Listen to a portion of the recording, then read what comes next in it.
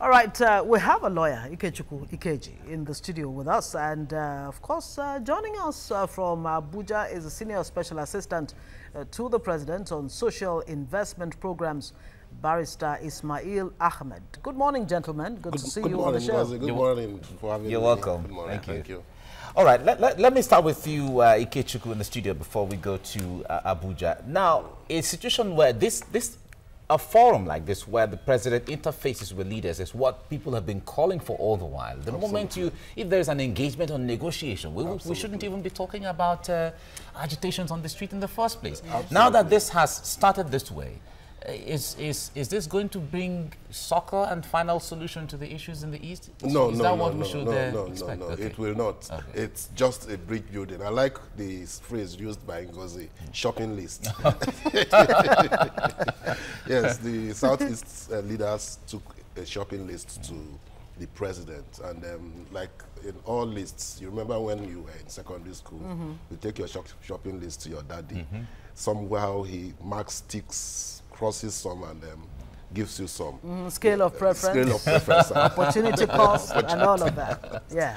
So I think that would apply in this case. I think that the president would do well to look into some of those items on the shopping list. But most importantly, I think as an Igbo man that the leaders are somewhat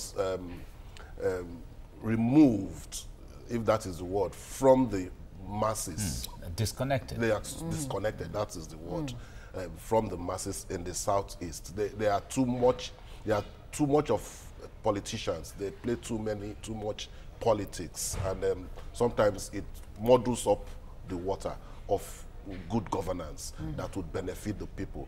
Having said that, the bridge building is always good. Negotiation, dialogue, discussions are always good. The issues raised are germane, but there are better issues. For example, the issue of changing the structure of Nigeria, looking more deeply into the structure of Nigeria. I think it is not the president's fault that some of these facilities or infrastructures are dilapidated or are not available. Yeah. It is just the structure. It's the problem of the structure. If the structures are well taken care of, it will not be too much of a problem.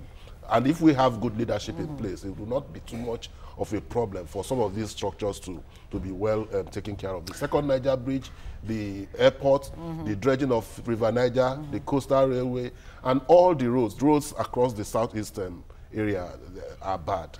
All right, let's bring in Ismail Ahmed, SSA2 President on Social Investment Program.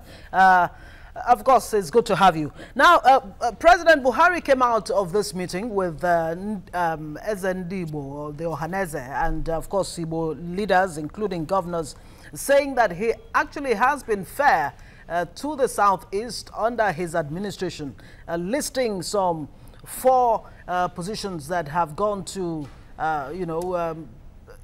citizens from the Southeast. If that were the case, are we saying then that the Southeasterners have only been imagining, or they have a perception problem when it comes to marginalization? Well, good morning. Well, I think in the politics, in a developing democracy like our own, and where we have diversity, unfortunately, the politics of identity seems to be a moving factor, and perception is almost everything in politics.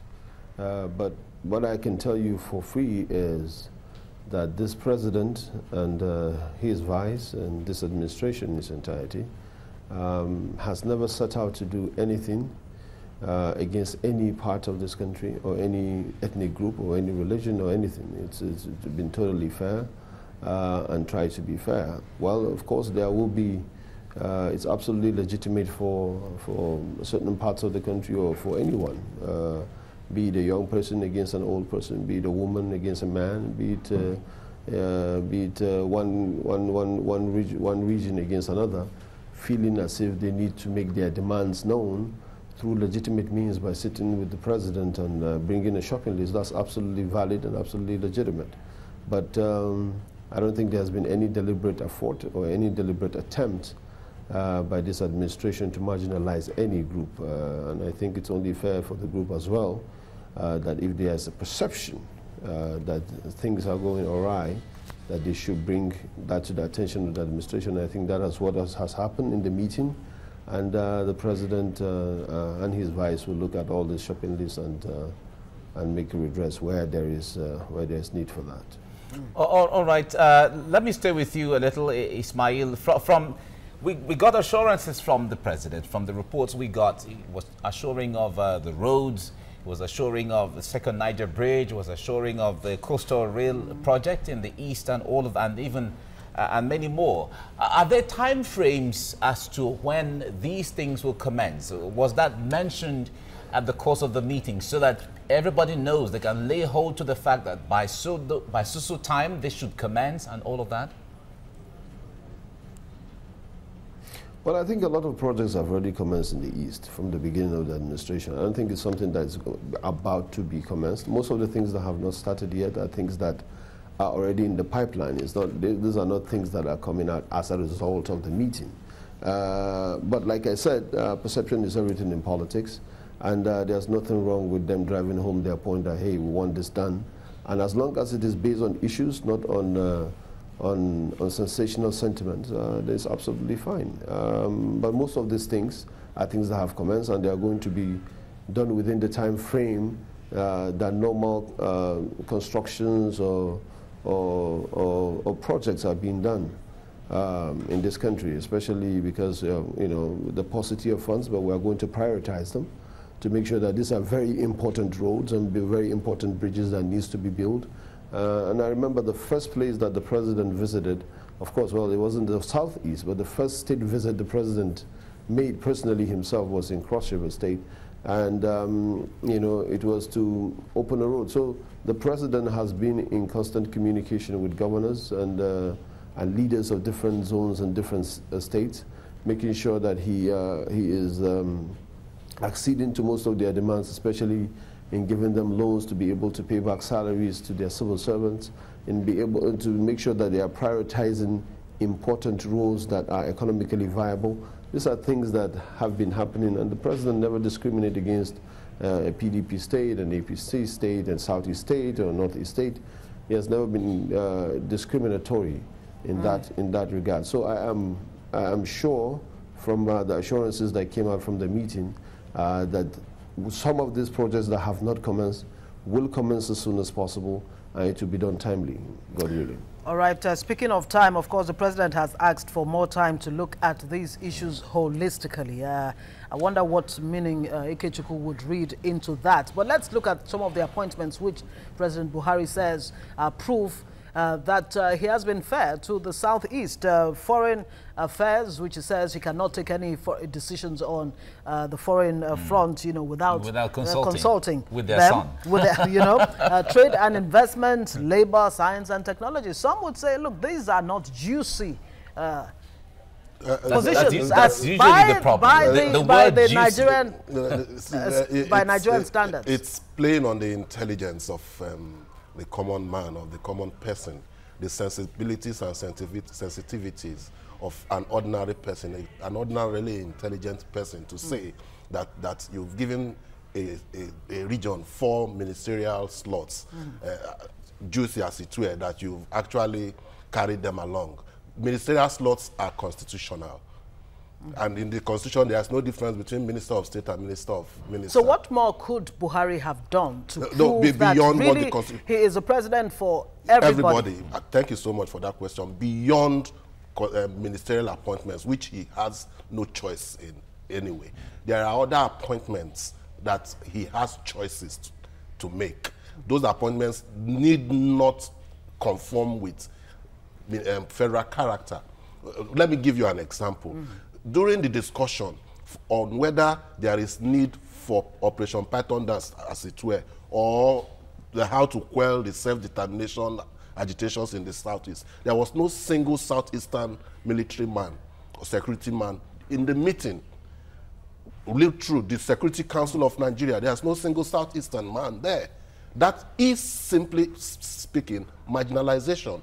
that is where, when you are discussing something concerning a people, nobody from that area is present. An expert from that area is present to at least give you perspectives. Does that undermine the fact that the military doesn't understand the terrain or don't know the terrain if they don't have a son from that place?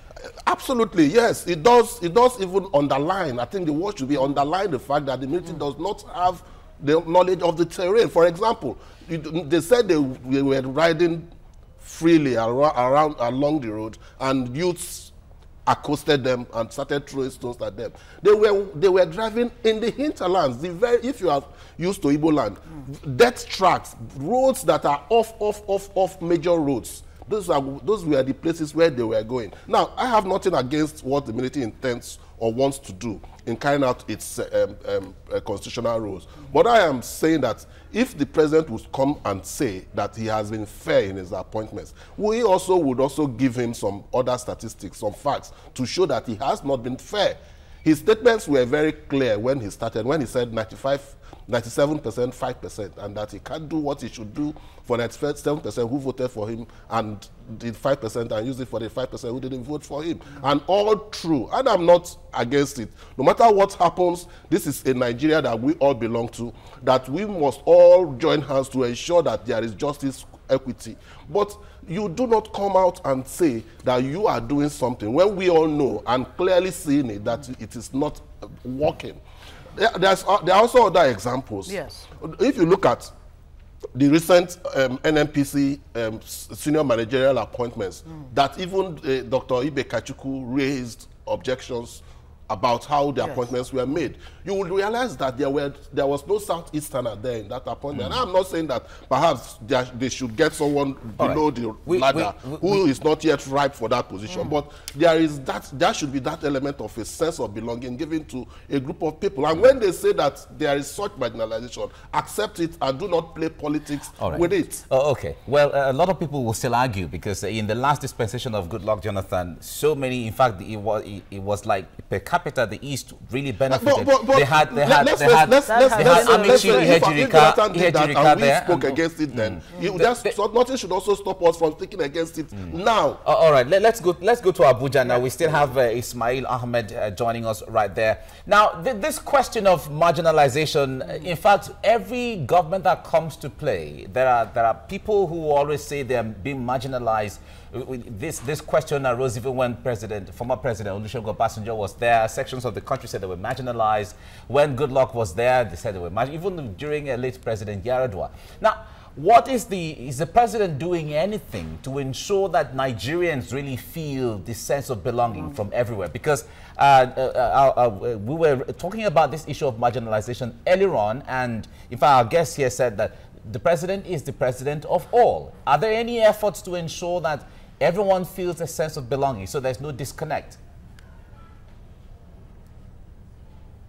Absolutely, I think so. And you said, and like I said earlier, you know, in a diverse country as ours, in a country where government seems to be the only source of revenue for a lot of people, and because of the scarcity of that revenue, or because of the scarcity of that wealth, it is normally usual, very usual for people to claim marginalization and eat off it. But that is not to say that it doesn't happen, and that the perception of it is not pervasive in several governments before. And so I think the president and his vice, what they have been able to do, albeit, you know, still seen in some quarters as unsuccessful, is to create this, to enthrone this meritocracy. And I can tell you for a fact that there are a lot of people who are from either the northern part of the country or the southwestern part of the country, who are also claiming marginalization, who are members of the APC. They're saying that, you know, this is a government that has marginalized the very people that brought it to government, and then has enthroned people who were previously appointed by the former administration. We have seen a lot of reappointments by the president of appointees of former President Goodluck Jonathan. We have seen people who have been left in office, you know, and some people have been grumbling about it. who are not necessarily from Nigeria, from the northern part of the country or from the southwestern part of the country.